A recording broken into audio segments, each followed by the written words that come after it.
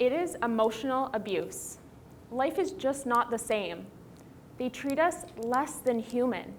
These are the exact words said by Canadian seniors who've been separated from their spouse in long-term care. When people think about getting older, they worry about losing their spouse to death or illness, not long-term imposed separation. I want to start by telling you all about Tom.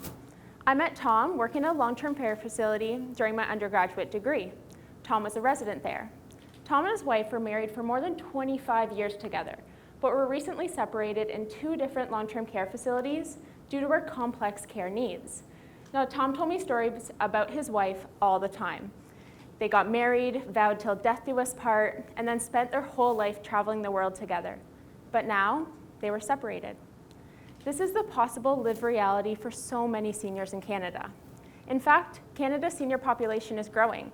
It's expected to increase to 10.9 million by 2036. Loneliness and depression are both major concerns for long-term care residents, and these are further exacerbated when these residents are separated from their spouses. A lot of these issues are rooted in the inequities that long-term care residents face.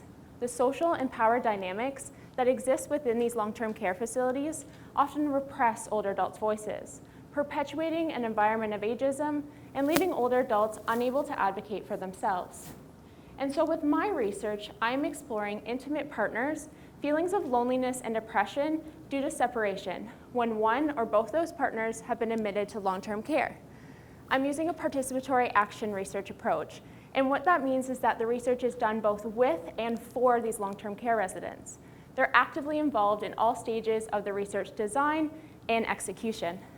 Alongside participants, I'm using methods like photo voice, interviews, and storytelling to really explore spousal separation and how it relates to loneliness and depression.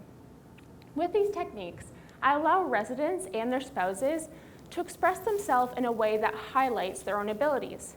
For example, if a resident has difficulty with speech, they're able to use drawings or even photographs to express their ideas. The goal of this work is to advocate for the meaningful inclusion of long-term care residents in the conversation about their own physical and mental care. We're really facilitating a process where long-term care residents are given a collaborative opportunity to not only reflect on their own perspectives and experiences, but also identify what supports we can give for those residents who've already been separated. It is my hope that this research will continue to create a space to empower and amplify the voices of long-term care residents by discussing their lived experiences and also working together to advocate for change. Thank you.